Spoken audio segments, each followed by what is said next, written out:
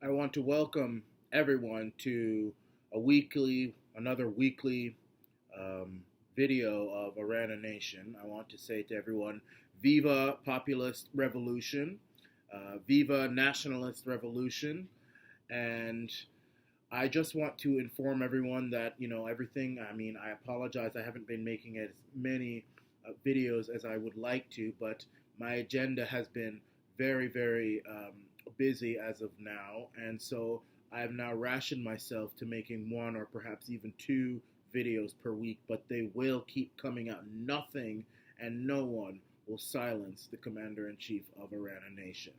But I want to get on to the week's news, and one of the big stories now is that the job numbers have come out for both the United States and Canada, and it just shows which which ideology reigns supreme, reigns superior.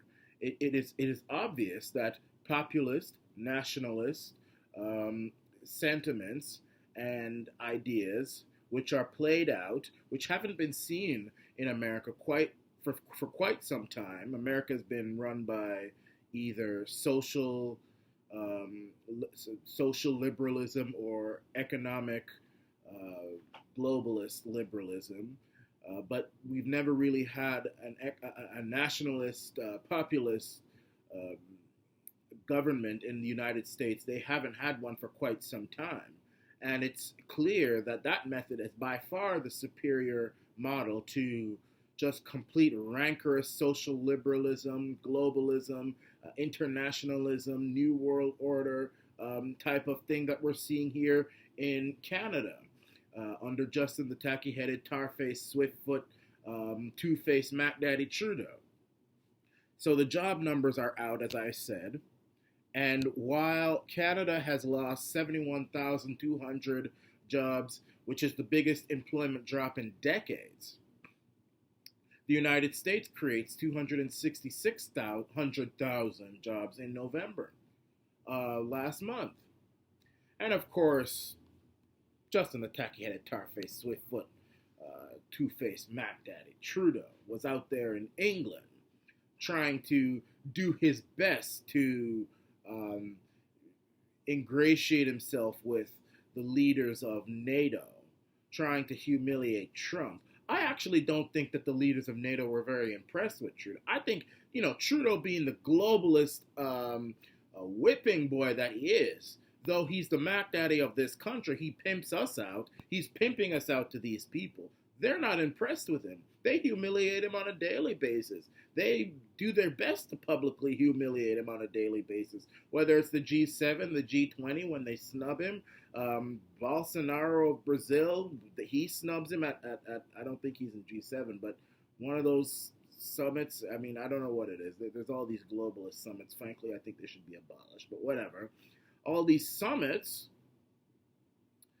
but then he tries to have the nerve to pettily humiliate Donald Trump. And meanwhile, Donald Trump is creating wealth for his country, jobs for his country. He is moving his country forward. Now, I'm not saying that I do admire Donald Trump. I'm not saying I'm a Trump sycophant. If there's one thing I don't like is people who are sycophants to anybody. I didn't like the Obama sycophants. I don't like the Trudeau sycophants, and I don't like the Trump sycophants. I don't like sycophantic people. People who will migrate to wherever Trump happens to be, or their fan happens to be, like little girls at a Bieber concert, and start yelling out his name. And so I would never do. The only person I'm sycophantic to is God. No one else. You wouldn't pay me to do something like that. I'm not saying that Trump is perfect. I don't like his global strategy. I don't like the fact that he tried, and even though he's scaling it back, to make war with Iran. I don't like the fact that he's so close with Zionist Israel. I don't like the fact that he's friends with that rat Benjamin Netanyahu, who should be locked up and probably hanged. But all in all, Donald Trump, especially domestically, is a great president. The amount of jobs that African Americans have been getting in the United States. Meanwhile, you've got Native Americans in Canada who are living on many reserves with poisonous drinking water. Now, ask yourself this. Who is the real racist? You know, there's this whole line that Trump is a racist. Who is the real racist when you've got one group of people who may not have lived in the country or can trace their ancestors back before Europeans, but who have played a very significant role in the buildup of this country, in the labor of this country, and for their hard work of their ancestors are rewarded with jobs and dignity and respect, and that's the African Americans under Donald Trump, when before their first black president, the so-called savior Barack Obama, who killed Gaddafi, and I will never forgive Obama for killing Gaddafi, never. I will never forgive Obama for having black people on food stamps, more black people on food stamps than any other president, and then Trump comes along and gives them jobs and dignity. But then you have another group of people who have lived in a country from before anybody can remember, probably from the beginning, you know, from any time anyone can remember, and they are forced to live on reserves with poisonous water. And I'm talking about the natives. Who is the real racist over here? Who is the real con man over here when you had a person here who I've referred to as a Mac, and I will continue to refer to him as one, who dressed up like an Indian, who conned the Indians, who macked the Indians like he's macked everyone else, telling them that he would be their savior, like Obama was supposed to be the black man's savior, and then has them living with poisonous drinking water. It's all a big con with that sort of people. And that's exactly what's happening. And it's not just the Native Americans. Look at the people in the West. Poor white folk in the West who used to, and I'm not saying that I'm supporting any white folk or anything, but I support everybody. I support all children of God. But look at white folk in places like Alberta and Saskatchewan and Manitoba and British Columbia who used to take pride in working in the oil fields. That was their pride. That was their livelihood. That was what they were known for. It was their identity. It's more their identity than their surnames were. And now that's being taken away from them. I mean, you've got people in Alberta right now. The suicide rate is so high. The people in Alberta who used to work there, and it's not just poor white folk too. It's natives, it's Chinese, it's even black folk and everybody, you know, who used to work out there in the oil fields, who are now saying they'd rather die than live without their identity. And of course, that's how mankind is. They'd rather die. They would rather jump off of a bridge than live in a world where their identity is being taken away from them with nothing to replace it. Nothing to replace it. We were told we would replace fossil fuel jobs with green new jobs, which I support, but where are they? I don't see them anywhere. All I see is some foreign Scandinavian girl who's now been called Person of the Year for trying to come to our country, invade us like a Viking, like the Vikings did back in the 1600s when they invaded Newfoundland and took away the livelihood of the natives. Now you got some descendant of Viking coming to Alberta trying to take away our way of life again. And now she's been made Person of the Year, and I am referring to Greta Thunberg, or whatever her name is. She looked like she wants to take a piece of scissors and stab someone's hand with. When I see her picture, that's what her eyes look like to me. They look like psychotic eyes, and I don't want to get too much into her. I'm not going to attack a little kid who doesn't have education. That's not what Iran Nation is about. We don't attack children, especially children who don't have education. So anyway, it just goes to show now that look at which side is winning. America is winning. The United States, and they're not only winning, but they're winning a lot of times on the backs of us. There's a trade deal that's come out, the USMCA, which every Canadian should fear. And every political party, except for the NDP, God bless them for being against that. I don't normally say that to the NDP, but they're the only ones who are not supporting this. This piece of legislation will be the death knell for Canada. It will be the death knell of Canada. It will be the final death knell of Canada. Once the USMCA has been signed, Canada no longer exists. We as a people are gone. You know, the natives should really, honestly, you know, the natives should really start to sympathize with the rest of us Canadians.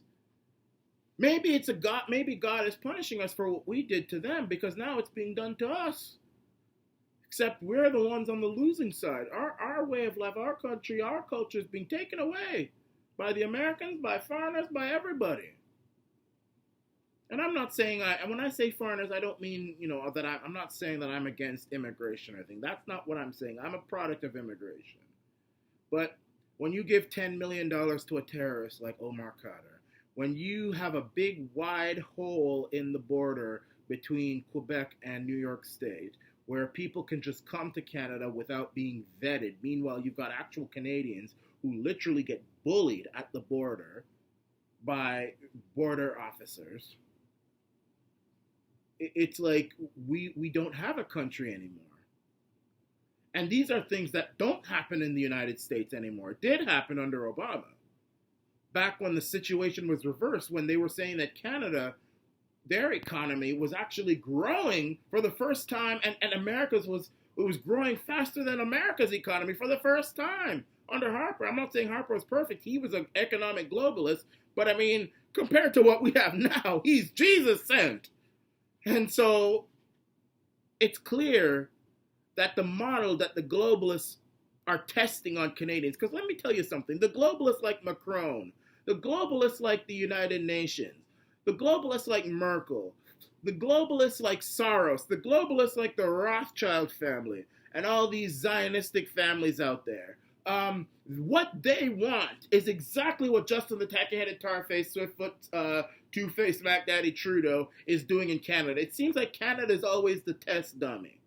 The globalists always want to test their ideas on us. And when they see that, you know, they're not interested in the people. They're interested in enriching themselves. And when they see that it enriches themselves, make themselves more powerful, make themselves more in control, make themselves richer, and us more dependent on them, then they implement it. They try to implement it in the whole world with mixed success, with mixed reviews. And it's clear that their system isn't working. And I'm not trying to persuade them. I'm trying to persuade you, Canuck, because you re-elected Justin the tacky-headed tar-faced swift-foot Mac Daddy Trudeau. And I can tell you the reason why the jobs are leaving. They know that his Tonto Jagmeet Singh, look, there's nothing that Trudeau is going to be able to do that Singh will pull the plug on this government. Singh is in a very vulnerable position. But Trudeau doesn't seem to know that. So they know that he's going to have more of a say, and this socialistic mindset is going to take hold, and the jobs say, we're gone. We're gone. And thanks a lot for signing on NAFTA and for signing USMCA and all this stuff. Now we have the ability to go with no one stopping us, even though they still can be stopped. But nobody has the fortitude to stop them. So that's what's happening. So what should be done? Canadians now, what they should do, if it's not already too late, because I mean, you know, the West wants to now leave and Quebec wants to leave. I think they should just separate. But if there's still a little bit of time left, the Canucks should really start to rally now and say, look, it's clear we don't like the way that this country is going. More of us voted against Trudeau, except now this constituencies, he won most of the constituencies. More of us need to realize this, and more of us need to start fighting back and joining the populist revolution, which is on the rise in the rest of the world. Don't think that because you're here in Canada safe, that the rest of the world isn't going in another direction. You can go backwards all you want, or you can join the rest of the world in having self-respect, in having reliance, in having a strong country, which I know we could be. It's up to you. And the one way you can know the right path is by subscribing and liking the Arana Nation. Viva Populist Revolution!